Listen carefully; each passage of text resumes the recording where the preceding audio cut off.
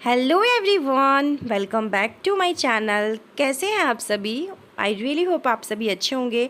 आज मैं आप सबके लेके आई हूँ ज़ीरो कॉस्ट में ऑर्गेनाइजेशन किस तरीके से करेंगे, टिप्स एंड हैक्स जो आपके लिए बहुत ही ज़्यादा यूज़फुल होने वाला है। तो ये देख सकते हैं मेरे ये सारे जितने भी मेरी साड़ियाँ हैं सबके सेट वाले ब्लाउज़ हैं, कुछ एक्स्ट्रा ब्लाउज़ भी है जो कि मैं रखती हूँ गर्मियों के टाइम पे पहनने के लिए। तो इस तरह के कार्टून सभी के घरों में होते हैं। छोटे छोटे कोई सामान आ गया, कोई ग्रॉसरी का सामान आ जाता है, या अगर आप ऑनलाइन कुछ शॉपिंग करते हैं तो उसमें ऐसा कार्टून आ ही जाता है। तो ज़ीरो कॉस्ट में आप किस तरीके से अपने घर को अरेंज करेंगे और प्यारा सा बनाएंगे और ऑर्गेनाइज रखेंगे।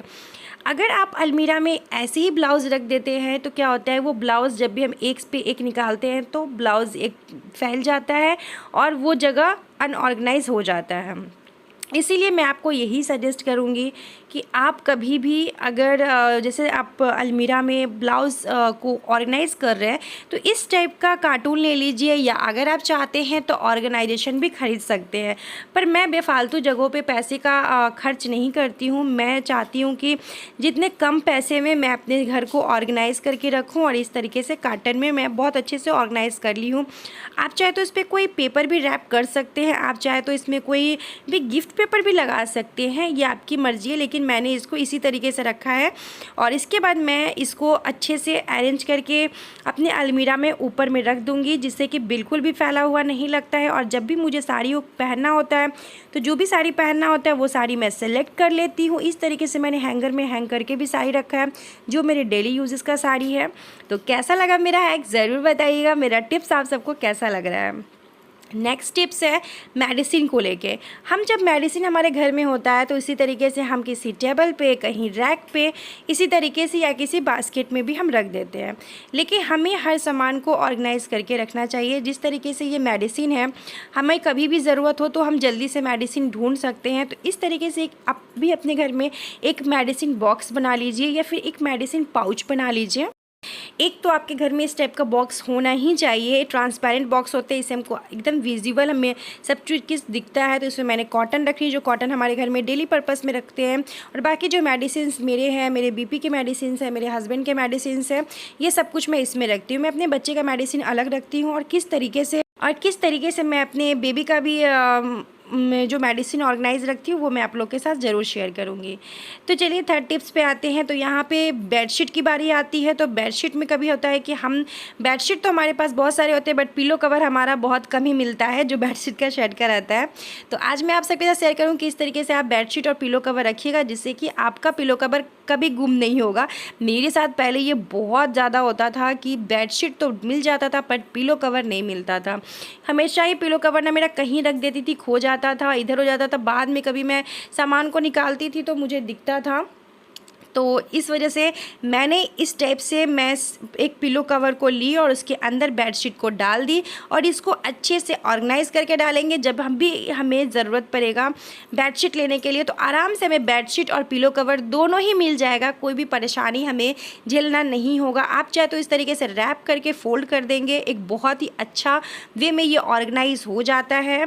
और सारी बेडशीट को मैं इसी तरीके से रखती हूँ, लेकिन अभी आपको दिखाने के लिए मैं इस तरीके से खोल के रखी थी कि आप लोगों के साथ मुझे शेयर करना था। इस तरीके से अगर आप बेडशीट रखते हैं तो काफ़ी अच्छा ऑर्गेनाइज भी रहता है और काफ़ी अच्छे, आपको कभी ज़्यादा ढूंढने की ज़रूरत नहीं है, टाइम का बचत होगा, स्पेस सेविंग होगा, काफ़ी अच्छा है। तो इस तरीके से आप मैनेज करके अपने घर को हमेशा ऑर्गेनाइज करके रख सकते हैं। इन सभी के बाद तो मैं एक बात कहना चाहूँगी कि अगर आप इनको और भी ऑर्गेनाइज करना चाहते हैं तो इस टाइप का ऑर्गेनाइजेशन मेरे पास, मैं साड़ी में इस टाइप का ऑर्गेनाइजेशन ली थी साड़ी को ऑर्गेनाइज करने के लिए, बट फिर मुझे थोड़ा सा मतलब अनकम्फर्ट लगा साड़ी को करने में। तो मैंने 2-3 साड़ी में से निकाल के मैं बेडशीट रख लेती हूँ। तो आप इसमें 8-9 बेडशीट आपका आराम से अट जाएगा। तो आप इसमें 8-9 बेडशीट इसमें रख सकते हैं, ईजिली रख सकते हैं, और ईजिली निकाल के फिर बेडशीट आप बिछा भी सकते हैं। किसी भी तरीके का आपको कोई प्रॉब्लम नहीं होगा। तो टिप्स अगर अच्छा लगा हो तो चैनल को सब्सक्राइब ज़रूर कर लीजिएगा। नेक्स्ट टिप्स पे आते हैं। ये बिस्किट है। इस तरीके से बिस्किट हमारे घर में अगर बच्चे होते हैं तो इस टाइप से बिस्किट खोल ही देते हैं। मेरे हस्बैंड तो जब भी बिस्किट खोलते हैं ना, ऐसे बिस्किट खोल के और फिर इसको ऐसे फ्रिज में डाल देते हैं। पर हमें ऐसा नहीं करना चाहिए। अगर थोड़े बिस्किट बचे हुए हैं, अगर बिस्किट अगर टूटे हैं और हमारा अगर कंटेनर अगर हमारे पास खाली ना हो तो इस तरीके से छोटे छोटे जो एयर टाइट कंटेनर होते हैं ना, जो हमारे फूड डिलीवरी में हमें मिलते हैं, जब भी आप रेस्टोरेंट से खाना मंगवा रहे हो या मिठाई मंगा रहे हो, तो इस टाइप्स के आपको कंटेनर, एयर टाइट कंटेनर मिल जाता है। तो इसको आप रीयूज़ कीजिए, अच्छे से वॉश करके सुखा के इसको रीयूज़ कर सकते हैं आप।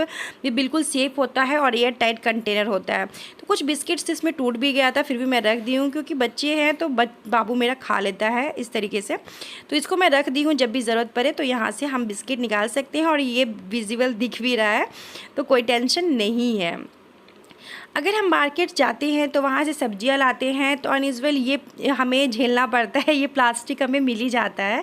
लेकिन हमें इसे क्या होता है ना कि हम क्या करते हैं, सारे प्लास्टिक को इकट्ठा करके और सबको हम फेंक देते हैं। लेकिन हमें ऐसे नहीं करना, हमें इसको रखना है, क्योंकि जैसे कोई भी कचरा होता है ना तो वो हम गार्बेज बैग में रखेंगे, हम इसमें भी तो रख सकते हैं ना। और कचरा जब आए कचरा वाले तो वहाँ पर हम लोग डस्टबिन में फेंक सकते हैं इसमें डाल के। तो जब भी मेरे घर में प्लास्टिक्स आते हैं तो मैं इसको बहुत संभाल के रखती हूँ और गार्बेज बैग के लिए इसको मैं यूज़ करती हूँ। क्योंकि मुझे गार्बेज बैग ऑनलाइन मैं मंगवाती हूँ तो जब तक ये रहता है तो मेरे थोड़े थोड़े कचरे इसमें आ जाते हैं, तो मुझे उतना टेंशन नहीं होता है। मार्केट से मैं कोई भी फ्रूट्स लाती हूँ तो इस तरीके से वॉश ज़रूर कर लेती हूँ, क्योंकि बाबू है तो रिशांग को आदत नहीं है धो के खाने का, वो कभी भी फ्रिज में से कुछ भी निकाल के खा लेता है, इसलिए मुझे ध्यान रखना पड़ता है। मार्केट से आते ही सब्जी या कुछ भी होता है तो मैं उसको वॉश कर लेती हूँ। और इस तरीके से एक नीचे कोई भी आप कप मैट डाल दें और उस पर आप अच्छे से सुखा लें। नेक्स्ट आते हैं, गर्मी का टाइम आ गया, बॉटल्स कुछ फ्रीज में भी चाहिए, कुछ ऊपर भी चाहिए, लेकिन हमें ज़्यादा ठंडा पानी नहीं पीना चाहिए क्योंकि अभी जो है मौसम काफ़ी चेंज हो रहा है, कभी बरसात हो रहा है और कभी धूप हो रहा है, जिस वजह से बच्चे को भी सर्दी लग रहा है और हम लोग को तो लग ही रहा है सर्दी। कोल्ड का अभी बहुत ज़्यादा है, तो अभी अपने बच्चे को सेफ़ रखें और इस तरीके से पानी को आप ऑर्गेनाइज़ करके रख सकते हैं। तो आप चाहे तो कुछ ज़्यादा भी ऐसे ऑर्गेनाइजेशन ले सकते हैं जिससे आप अच्छे से बॉटल्स आपके ऑर्गेनाइज रहेंगे और काफ़ी आपके बॉटल्स ना अच्छे रहेंगे। इस तरह का मेरे पास 2-4 ऑर्गेनाइजेशन है, तो मैं उसमें बॉटल हर जगह अरेंज करके रखती हूँ। 3 फ्रिज पे रख देती हूँ, 3 बेडरूम में रख देती हूँ और 3 हॉल में रख देती हूँ, जैसे ईजिली पानी आपको पीना हो तो आप पी सकते हो। मैं यहाँ भी देख सकते हैं, मैं इस तरीके से बॉटल को ऑर्गेनाइज़ करके रखी हूँ। उसके बाद मैं टिफ़िन को भी ऑर्गेनाइज़ करके वैसे फ्रीज पे रखती हूँ, जिस तरीके से मैं आपको दिखा रही हूँ। क्योंकि बाबू स्कूल जाता है तो उसको एक ही कलर का मैं अगर टिफ़िन दूंगी ना तो वो बोर हो जाता है, इसलिए मैं थोड़ा सा अलग अलग करके ना उसको टिफ़िन देती हूँ। तो बच्चे क्या होता है, एक्साइटेड रहते हैं। हस्बैंड को मुझे लंच देना पड़ता है, तो जिस वजह से मेरे घर में टिफ़िन्स मैं थोड़ा रखती हूँ ज़्यादा करके, क्योंकि हस्बैंड को लंच देने में बाबू को तो मैं एक टिफ़िन दे देती हूँ, हो गया। हस्बैंड को मुझे अलग अलग देना पड़ता है, उनको सैलेड अलग देना पड़ता है, सब्जी अलग देना पड़ता है, रोटी अलग देना पड़ता है। तो इस तरीके से मुझे हर एक बॉक्स में उनका रखना पड़ता है। तो मुझे थोड़े से ना ज़्यादा बॉक्स की ज़रूरत होती है, टिफ़िन बॉक्स की ज़्यादा ज़रूरत होती है मुझे। और ये देख सकते हैं, ये सारे टिफ़िन बॉक्स मेरे काफ़ी अच्छे से मैंने ऑर्गेनाइज़ कर लिया है। इन सभी को मैं फ्रिज के ऊपर रख देती हूँ। फ्रिज के ऊपर मैं का जो कवर है ना, मैंने अभी धुलने के लिए रखा है, वो भी सूखा नहीं था, इस वजह से मैं उसके ऊपर अभी नहीं बिछाई हूँ। आप कवर रखिएगा, क्योंकि फ्रिज के ऊपर कवर रखने से सबसे प्लस पॉइंट होता है कि ज़्यादा डस्ट, फ्रिज के ऊपर ज़्यादा डस्ट हमें नहीं मिलता है। तो इस तरीके से मैं अपने जितने भी मेरे डब्बे हैं, आप देख सकते हैं, मैंने इसको अच्छे से ऑर्गेनाइज़ कर लिया है। टिफ़िन बॉक्सेस का मुझे बहुत ज़्यादा ज़रूरत पड़ता है और मेरे जितने भी टिफ़िन बॉक्सेस है ना, सब एयर टाइट कंटेनर है। मतलब बिल्कुल भी कोई भी सामान लीकेज नहीं होता है। आप कुछ भी लिक्विड डाल दो, दाल डाल दो, सब्जी डाल दीजिए, बिल्कुल भी नहीं होता है। उम्मीद करती हूँ दोस्तों आपको मेरा ये वीडियो पसंद आया होगा। अगर थोड़ा सा भी पसंद आया होगा तो अगर मेरे चैनल पर न्यू है तो चैनल को सब्सक्राइब करके जाइएगा, वीडियोज़ को लाइक कीजिएगा। मिलते हैं आप लोग के साथ इसी तरीके से अच्छे अच्छे वीडियोज़ में आप लोग के लिए लाती रहूँगी। तब तक के लिए बाय बाय दोस्तों।